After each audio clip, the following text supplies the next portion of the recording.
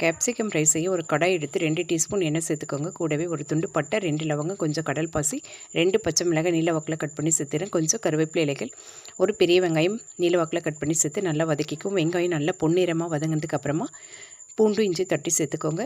இப்போ நல்லா வதங்கிடுச்சு. இது கூட ஒரு தக்காளி ஆட் பண்ணிக்கிறேன். தக்காளி சேர்த்து நல்லா வதக்கிக்கோங்க. தக்காளி நல்லா குழைய வந்ததுக்கப்புறமா கொஞ்சமாக கொத்தமல்லி தழைகளையும் புதினா இலைகளையும் சேர்த்துக்கோங்க. இப்போ மசாலா எல்லாமே சேர்த்துடுவோம். கொஞ்சமாக மஞ்சத்தூள், தேவையான அளவுக்கு உப்பு, கொஞ்சம் கரம் மசாலா, காரத்துக்கு தகுந்த மாதிரி மிளகாய்த்தூள் சேர்த்துக்கோங்க. ஏற்கனவே நம்ம பச்சை மிளகாய் சேர்த்துருக்கோம், அதனால் பார்த்து சேர்த்துக்கோங்க. இப்போ ஒரு கேப்சிகமை நீல வாக்கில் கட் பண்ணி எண்ணெயிலே நல்லா வதக்கி எடுத்துக்கோங்க. ஒரு 3 நிமிஷம் வதக்குங்க. காய் நல்லா வெந்துடும். தண்ணி எதுவும் சேர்க்க தேவையில்லை. இப்போ எண்ணெய் எல்லாமே பிரிஞ்சு வந்ததுக்கப்புறமா நம்ம ஆற வச்சுருக்க சாதத்தை போட்டு ஒரு 4லேருந்து 5 நிமிஷம் நல்லா கிளறிக்கும். லாஸ்ட்டாக ஒரு டீஸ்பூன் நெய் ஆட் பண்ணிக்கிறேன். நீங்கள் வேணும்னா ஆட் பண்ணிக்கோங்க, இல்லைன்னா விட்டுடுங்க. லாஸ்ட்டாக கொத்தமல்லி தழை தூவுனீங்கன்னா சுவையான கேப்சிகம் ரைஸ் ரெடி.